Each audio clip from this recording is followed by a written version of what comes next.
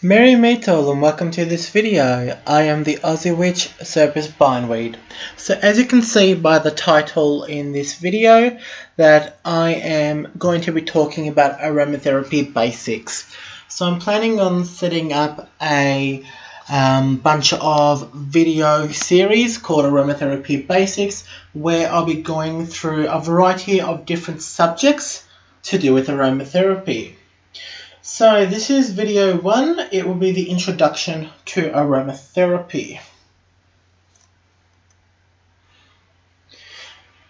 So the contents of this video will be me defining what aromatherapy is, the types of aromatherapy practice, and the rise in aromatherapy's popularity. Now please note that when it comes to the definition of aromatherapy, the history of aromatherapy also plays a role in it. Having said that though, to truly go into the history of aromatherapy will involve a whole new video. So I will be doing a video on the history of aromatherapy, and that will obviously add on to the definitions I'll be discussing in this video.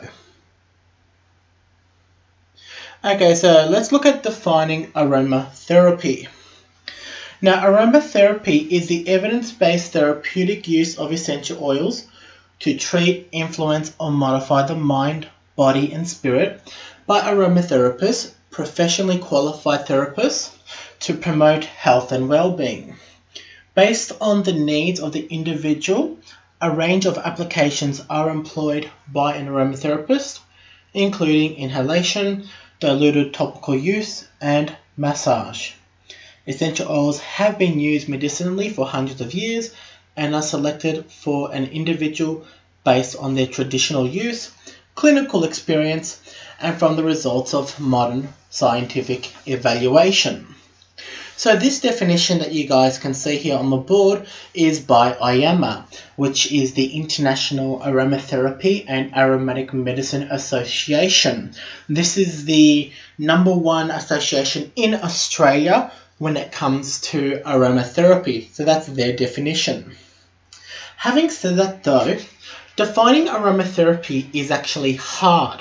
Though that definition is IAMA's, I've got a slightly different definition myself, and depending on how you are trained in aromatherapy, the country that you're from, and the period in history, the definition can in fact change. So this is how I personally have defined aromatherapy. Now, as I said, aromatherapy can be hard to define due to the many fields and industries that use aromatherapy. Now, the definition of aromatherapy, it actually becomes more defined and specific depending on the type of industry and the type of aromatherapy practice, though there are crossovers between the different industries and fields of practice.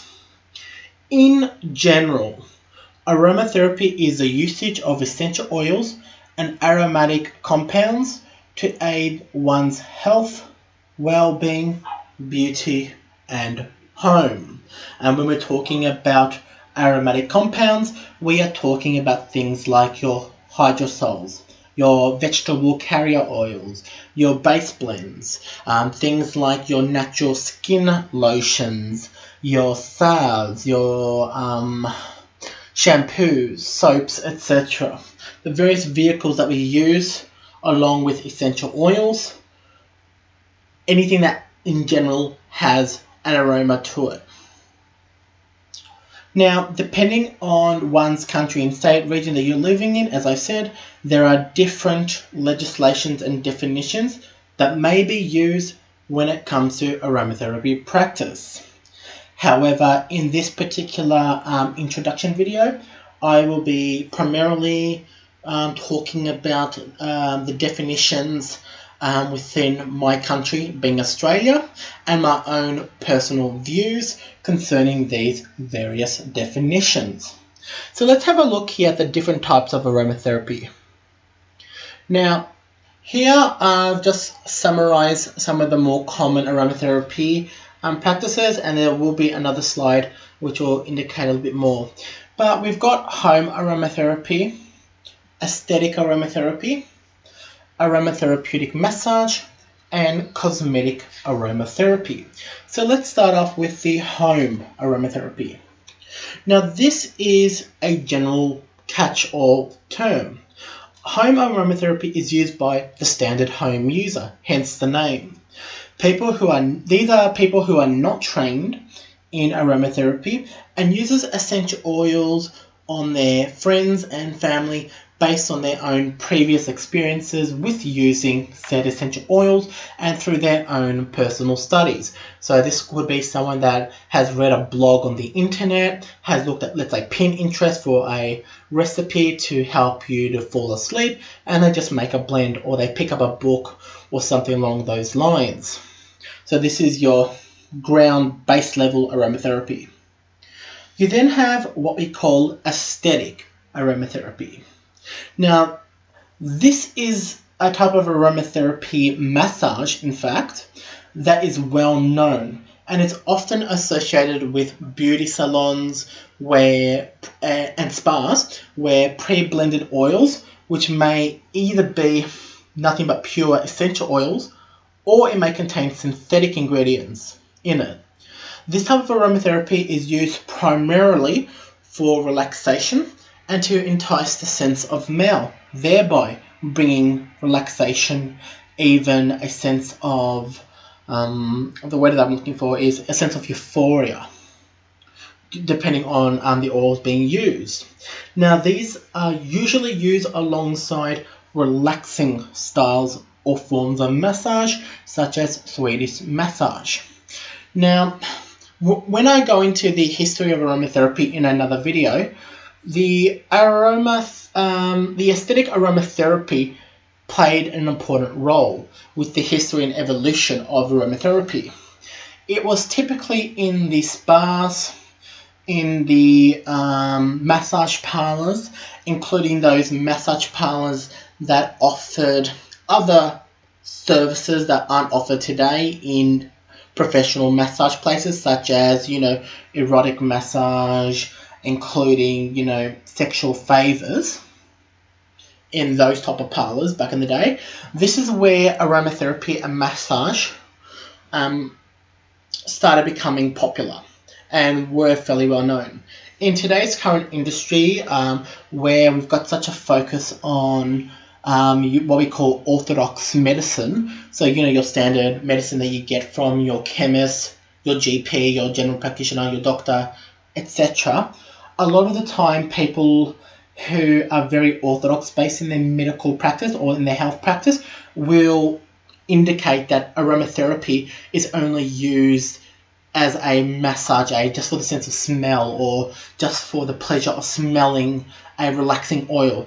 This idea that aromatherapy is just for the sense of smell and to help with relaxation actually came from the aesthetic aromatherapy industry, which is why, unfortunately, aromatherapy is somewhat looked down upon by the orthodox medical health traditions. Obviously, there are a number of other factors that does impact that, but that is one of them. There used to be a time, slightly getting off topic of aromatherapy, where massage as a legitimate health practice was looked down upon. And that was due to the fact that massage initially came out of the spa industry as well as the prostitution industry, so the sex trade industry, where men would go to a brothel, get a massage that was very relaxing, usually with therapeutic oils for the sense of smell, and they will then go on and do the business that they're paying there for. So that is why massage once upon a time used to be looked down upon. Now we know that massage is a legitimate practice for health purposes, for musculoskeletal disorders, for chronic pain, for tension in the muscles, etc. Unfortunately, aromatherapy still, to a certain point, is viewed like massage was viewed back then. But let's continue on with the next definition of massage. this being the what I like to call aromatherapeutic massage. Now, with aromatherapeutic massage, it is different to your aesthetic aromatherapy, or your aesthetic aromatherapy massage, if you will. And the way in which it's different is the person who's actually performing the massage. So aromatherapeutic massage is when a certified massage therapist has undergone aromatherapy training and uses aromatic blends to enhance the body's techniques that they are conducting on their clients. So there's a difference. In Australia in particular, in order for you to fall under the category of aromatherapeutic massage therapist, you would have to have done at least a clinical diploma or a diploma in remedial massage. So you're a certified massage therapist, and you would have done some form of training in aromatherapy to enhance your massage skills. But the massage component is your primary tool, and the aromatherapy, the essential oils that you use, is there to support your primary action. In this case, massage. So a good example of this would be if a clinical massage therapist has a client who has lymphatic issues. So they've got their lymph nodes, or sometimes called the lymphatic valve, that's no longer functioning or is leaking. Thereby, the lymphatic fluid, let's say in the leg, is not being circulated, and therefore it's pulling together, building toxins and causing the client pain and heat and infection due to the lack of lymphatic node or valve pumping that fluid and circulating it through the system. What a clinical aromatherapeutic massage therapist would do is, number one, they will use lymphatic massage as their massage tool to get that lymphatic fluid going and circulating, helping the body to remember how to pump that lymphatic fluid and the toxins out of that area and to circulate it. That will be the number one purpose of that. The second thing that they do, which makes them different to a regular clinical massage therapist that just does lymphatic massage, is the usage of essential oils. So a aromatherapeutic massage therapist would incorporate their diuretic, detoxifying, and tonifying essential oils to help and enhance the lymphatic massage. So things that they might use are essential oils such as lemon or cypress, which are well known to help the lymphatic system and to get those toxic lymphatic fluids moving and to help eliminate those toxins. So they'll use those essential oils in a very light carrier along with lymphatic massage to get this lymphatic fluid moving. So that in essence is what aromatherapeutic massage is. Now, clinical aromatherapists, which I'll go into in a moment, are people who are primarily trained in aromatherapy. So we are clinical trained aromatherapists. Clinical trained aromatherapists in this country have to do a massage therapy component in their course. They're not massage therapists, but they do have some training in forms of massage therapy. So if you are a aromatherapeutic massage therapist, you can either be one whose primary tool is as a clinical remedial massage therapist with aromatherapy knowledge, or a clinical aromatherapist with massage knowledge. So there is a little bit of a distinction there. So let's quickly go on to cosmetic aromatherapy. Now, cosmetic aromatherapy is also one of the more well-known forms of aromatherapy. A cosmetic aromatherapist is using aromatherapy products, so your hydrosols, your essential oils, etc., within skincare products, such as your moisturizers, your cleansers, your shampoos, your hair products, etc. Now, many of the essential oils are great for cosmetic purposes, such as the uses of astringent essential oils in things like toners to aid with oily skin, for example. They can also use aromatherapy for the purposes of helping with anti-aging and to help things with collagen, etc. One of the common blends that people use is things like for mature or very dry aging skin. They might use a carrier oil like avocado, which is great for very dry, mature skin. And they might use essential oils into that to help support it. Things like your frankincense, your rock rose, your jasmine, your sandalwood, etc., etc. Now, they can also use essential oils in their products simply for fragrance purposes. So if you're making, let's say, a natural shampoo that contains nothing, let's say, glycerin, Castile soap, etc., but they want to, I don't know, fragrance it in some way, let's say it's a relaxing blend, they might chuck in some lavender oil into it just for its fragrance purposes. Of course, they can add in essential oils to help enhance that product, such as to strengthen the hair using rosemary oil in shampoo. So that is your cosmetic aromatherapy. Now, continuing on from that, we go into the areas which I love and the areas that I personally am trained in. So, holistic aromatherapy, what is it? Holistic aromatherapists consider all parts of a patient, the mind, body, and spiritual part of the patient or client. Holistic aromatherapy are often used by body workers, so massage therapists, etc., who may not know much about the chemistry of essential oils or the pathological conditions for which essential oils are appropriate. Now, it needs to be clear, though, that the holistic aromatherapy practitioners do not treat their clients' conditions. They do not diagnose and they do not prescribe. Instead, they help support their clients so that other treatments that a client might be receiving are supported.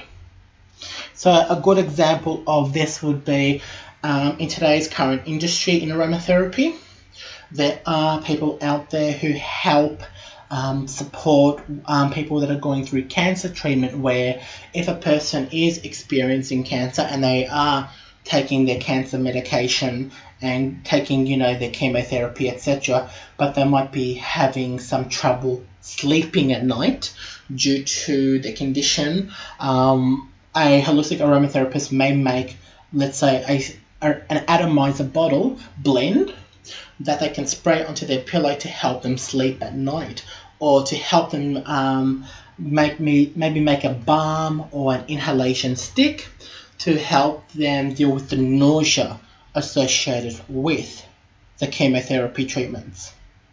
So they are there to support other treatments that a client will be undertaking. Now, in Australia, there currently exists no legislation on who can become a holistic aromatherapist. Typically, those who fall into this definition are those who have a primary training in an alternative health field, such as clinical massage, naturopathy, Western herbal medicine, etc. A holistic aromatherapy course is typically offered as a distance learning education, and it's not recognised by AYAMA, which in Australia, as I've mentioned, they're the leading association for aromatherapy in Australia. The reason why they are not recognised by professional bodies such as AYAMA, ANTA, which is the Australian Natural Therapy Association, is due to the lack of heavy chemistry being taught as part of the subject within these distant courses, and also because there is no on-site practice when it comes to holistic aromatherapy. It's distance education. The other reason why it won't be recognised by these associations is that within Australia we do need to have that massage component as part of clinical aromatherapy training. Thereby, you can't get that via distance education. It needs to be done on site, so face to face with the instructor observing clinical practice. Okay, so in my personal opinion, those wanting to practice holistic aromatherapy needs to have a primary qualification in another health industry that is conducted by an RTO and is a government accredited and professional association recognised course, such as ANTA. So let's say you are a naturopath, so you have done a bachelor degree in naturopathy here in Australia, you're a member of ANTA, and you wish to incorporate aromatherapy into your naturopathic practice by undertaking a holistic aromatherapy course via distance education. I think that should be fine, simply because you've already gone through your anatomy and physiology classes, your chemistry, your pathology, etc. through your bachelor degrees in naturopathy. You are just adding essential oils as an additional tool in your toolkit. Now, if you are just wanting to practice aromatherapy though, without doing, another course like naturopathy, the only professional association that I know of within Australia that recognises holistic aromatherapy via distance education is a organisation called ICIT or IICT, that stands for the International Institute for Complementary Therapists. Now, the IICT have approved quite a lot of schools that offer distance education in aromatherapy. The more well-known ones that I will recommend will be the Australian College of Aromatherapy in Australia, Nature Care College, which is also an Australian college, the Institute of Spiritual Healing and Aromatherapy, and one of the schools where I'm actually currently studying in is Aroma Institute, which is an international school based primarily in America, but they offer classes for students worldwide, and the qualification there is very good. If you are deciding to go to Aroma Institute, which I personally would recommend for anyone that's interested in learning aromatherapy as a holistic aromatherapist, please do so. Aroma is recognised in America by NAHA, which is their professional organisation, as well as IFPA, which is the International Federation of Professional Aromatherapists. The next type of aromatherapist I want to talk about is your clinical aromatherapist. Now, this is the type of aromatherapy that I myself am wanting to get into. Now, in Australia, there are very specific rules concerning clinical aromatherapy compared to overseas, such as in Europe and in America. But in a nutshell, clinical aromatherapy is an evidence-based therapeutic approach to the use of essential oils and other aromatic byproducts to treat, influence, or modify the mind, body, and spirit by professional qualified aromatherapists who have undergone training that is government accredited and recognized by professional association, and is heavily based on clinical research and aromatherapeutic chemistry to promote health and well-being. Now, in France and other areas of Europe, aromatherapy is often incorporated, and this type of aromatherapy is often incorporated into mainstream orthodox medicine, more so than in the UK, USA, or even Australia. Now, some essential oils, for example, in France, are regulated and can only be prescribed by a licensed medical practitioner. So that's just a little bit of information about how there are differences within clinical aromatherapy around the world. In Australia, however, to become a clinical trained aromatherapist, you must undertake a diploma of clinical aromatherapy. And if you go to the course training website training.gov.au, you look up a course code, which is H for Harry, L for Lima, T for Tango, 52315.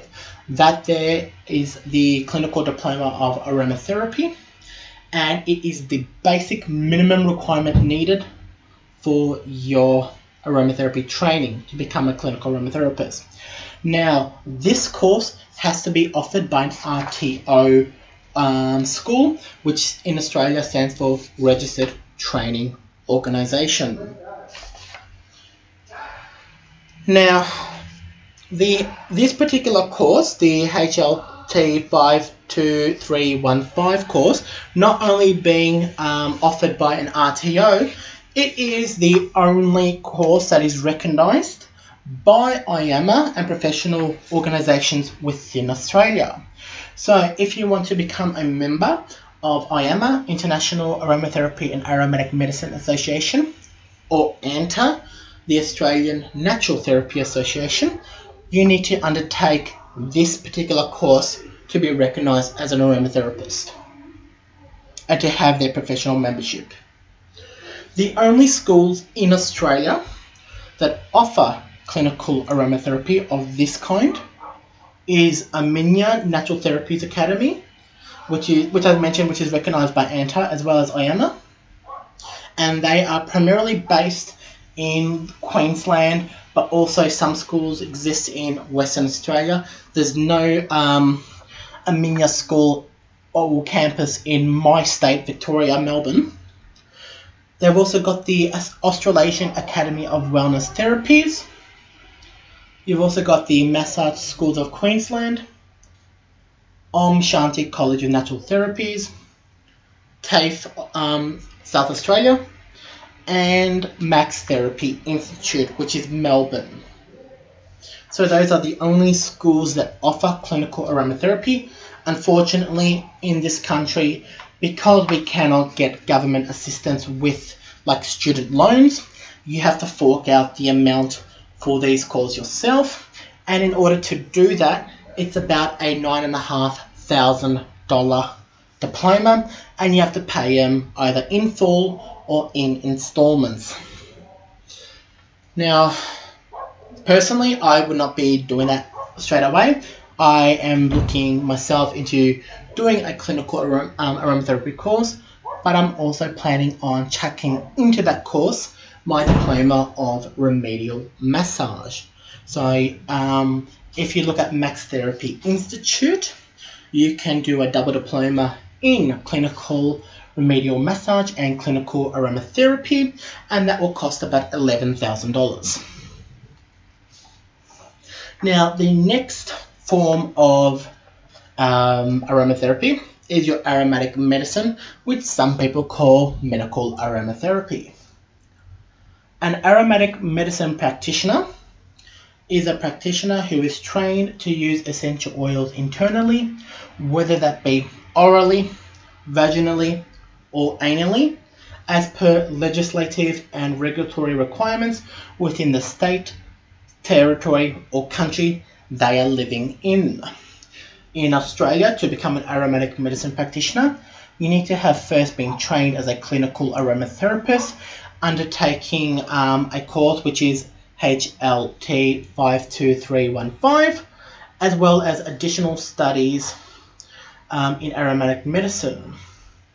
So, as I've kind of explained, in this country for aromatic medicine, in order for you to be able to do it first, you have to first become a clinical aromatherapist, doing that accredited course that I mentioned before, and then you have to do the accredited HLT SS 00046, which is your clinical diploma of aromatic medicine course. It's an add-on course. In Australia, the premier school and the only school that I know of that offers this form of aromatherapy, aromatic medicine, is Armenia Academy, and they are also the only internal usage course that I'm aware of that IAMA and anti-recognizers.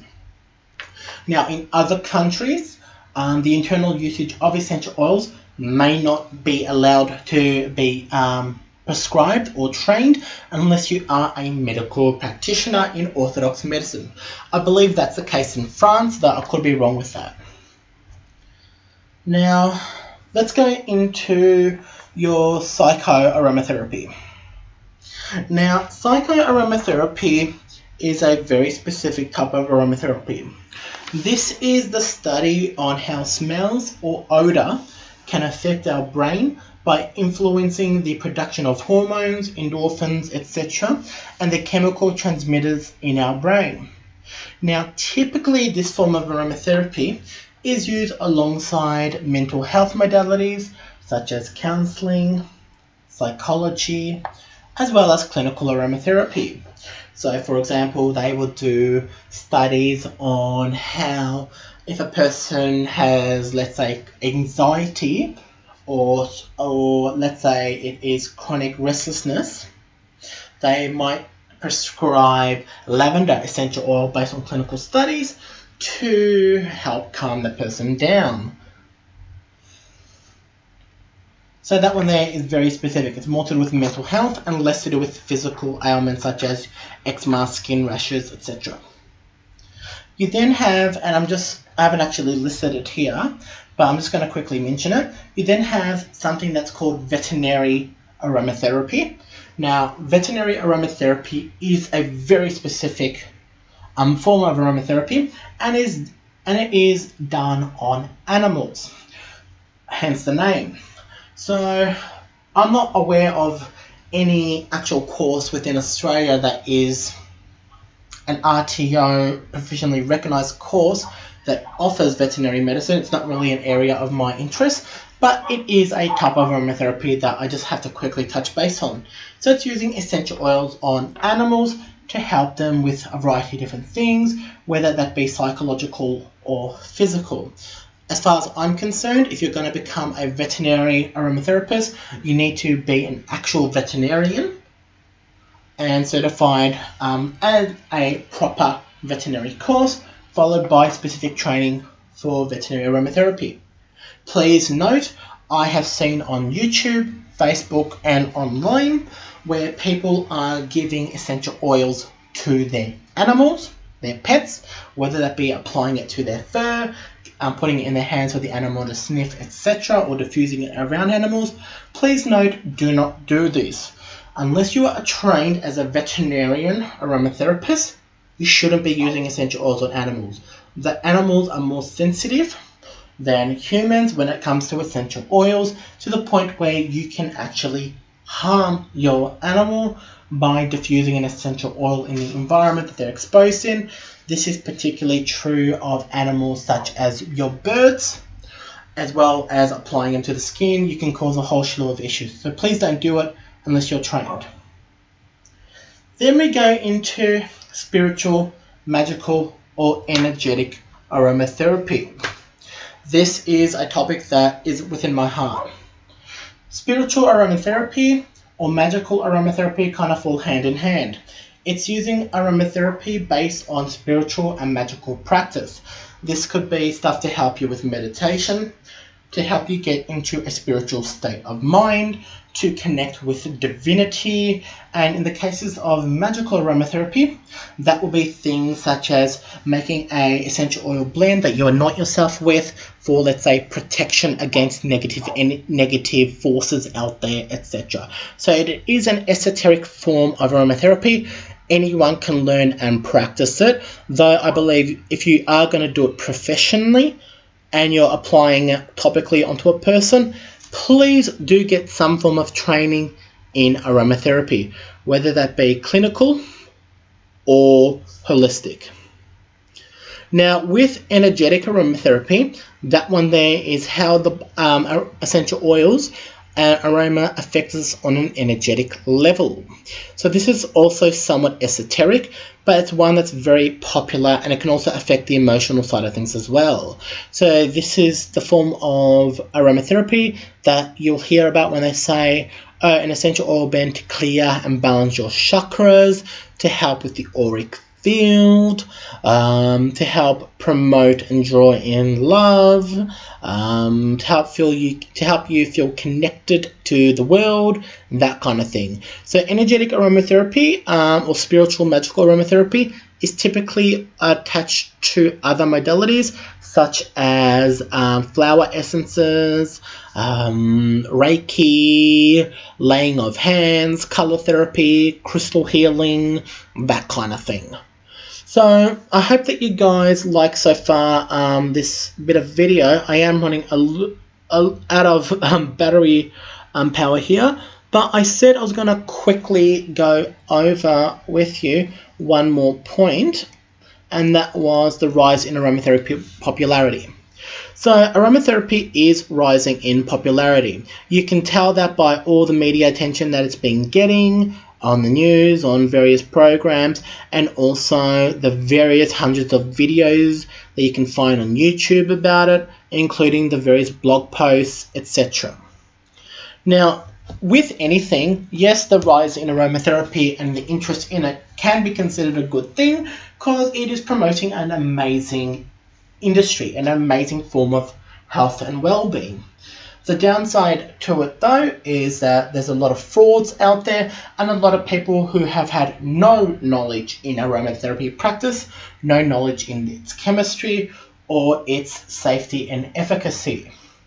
So you will see out there and online people recommending the undiluted usage of essential oils, such as applying a couple of drops of oregano on a cold sore, applying them to the bottom of a baby's feet, taking essential oils internally, whether it be directly on the tongue or a couple of drops willy-nilly in a glass of water, etc., etc. If you see these posts, please ignore them and do not follow those instructions. Aromatherapy, though being a natural therapy, does not mean that it is 100% safe. Just because something's natural does not equal safe. And that is something that a lot of these people that are promoting the internal usage of essential oil without any thinking about it, or the undiluted usage of essential oil, say and they promote. They have no knowledge of essential oils, they have rudimentary knowledge, and they promote unsafe practices. Please disregard their information. There are two particular companies that are American-based that are promoting this, and the distributors are promoting this. If you notice, most aromatherapy associations, IAMA, ANTA, IFPA, NAHA, International Federation of Aromatherapists, all of them do not recommend to the public to use essential oils undiluted on the skin or internally unless under the provision of a qualified practitioner. There's a reason for it, and I'll post a video about that at another time. And I'll also go into the rise of aromatherapy in further discussion as part of my history of aromatherapy video that I'll be posting soon. If you like this video, please thumbs it up. If you have any questions about this video, if you're looking into receiving any more content, please do let me know, and I will update and respond as soon as I can. I hope that you guys enjoy this quick and impromptu video. Well, not really quick, but this impromptu video. Blessed be.